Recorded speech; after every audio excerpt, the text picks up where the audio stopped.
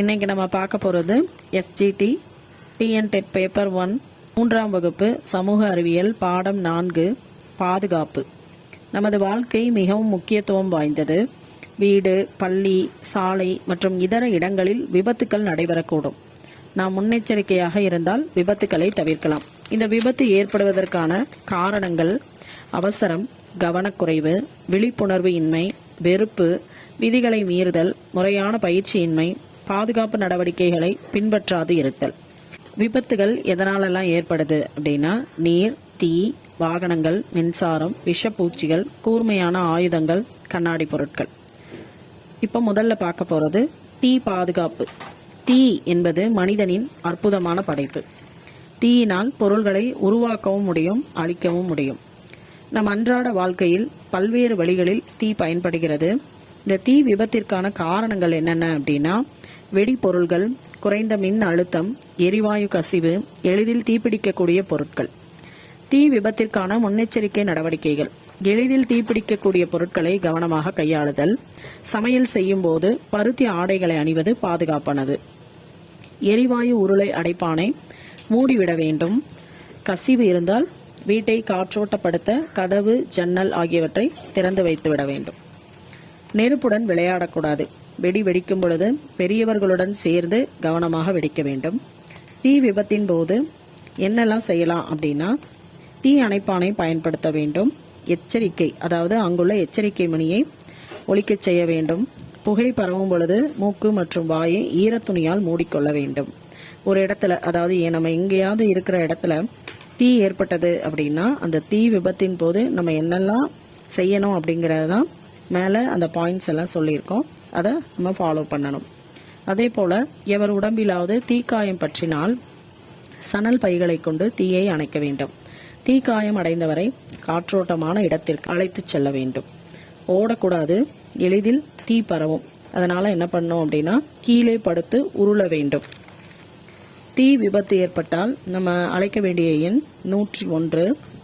நம்ம என்ன செய்யக்கூடாது, அதாவது தீ விபத்து ஏற்பட்டால் நம்மளாவே ஒரு முதலுதவி செய்யலாம் அப்படின்னு சொல்லி என்ன செய்யக்கூடாது அப்படின்னா மை அல்லது காப்பி தூளை தீக்காயத்தில் வைக்கக்கூடாது. தீ புண்ணை ஊசி கொண்டு குத்தக்கூடாது. அடுத்ததான் நம்ம பார்க்க போறது நீர் பாதுகாப்பு. நம் வாழ்வில் நீர் மிகவும் முக்கியமானது. ஏரி, ஆறு, நீர்வீழ்ச்சி, கடல், குளம் இது எல்லாத்துலேயும் விதிமுறைகளை மீறி குளித்தால் விபத்துக்கள் நேரும். குளம் அல்லது ஆற்றில் குளிப்பதற்கு நாம் பெரியவர்களுடன் செல்ல வேண்டும். நீச்சல் தெரிந்தால் மட்டும் அங்கு சென்று குளிக்க வேண்டும். முன்னெச்சரிக்கை நடவடிக்கைகள்: தனியாக நீர் நிலைகளுக்கு குளிக்க செல்லக்கூடாது. தேங்கியுள்ள குளத்தில் இறங்கக்கூடாது.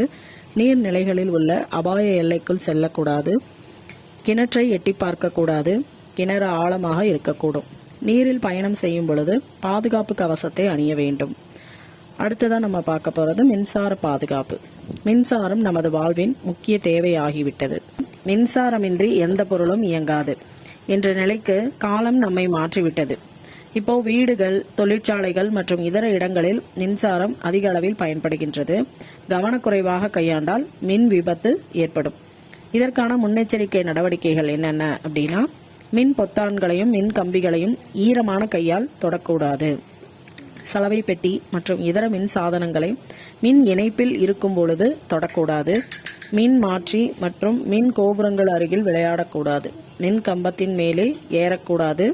மின் பொத்தான் பெட்டியில் குச்சி போன்ற பொருள்களை நுழைக்கக்கூடாது.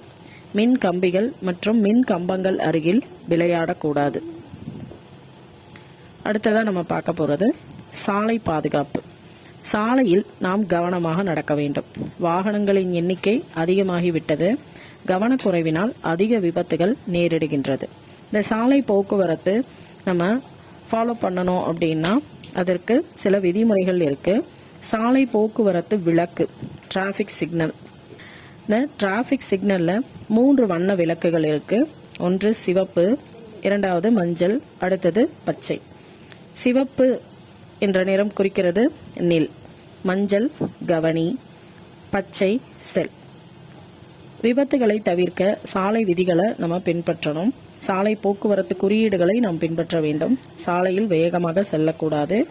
காரில், அதாவது மகிழுந்து பயணம் செய்யும் போது இழுக்கை பட்டையை அணிய வேண்டும். சீட் பெல்ட் போட்டு தான் நம்ம காரில் போகணும். இருசக்கர வாகனத்தில் செல்லும் பொழுது தலைக்கவசம் அணிய வேண்டும்.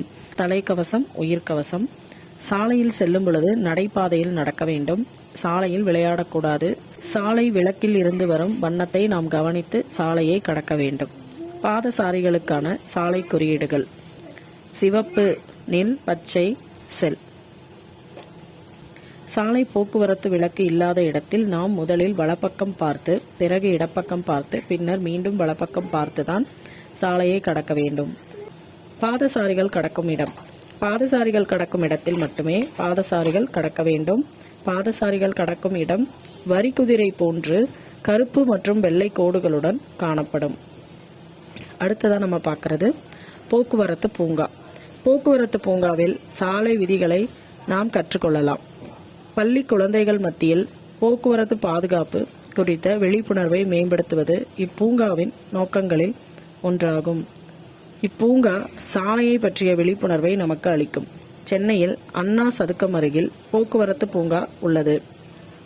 பூச்சிக்கொல்லி மருந்துகளிடமிருந்து பாதுகாப்பு.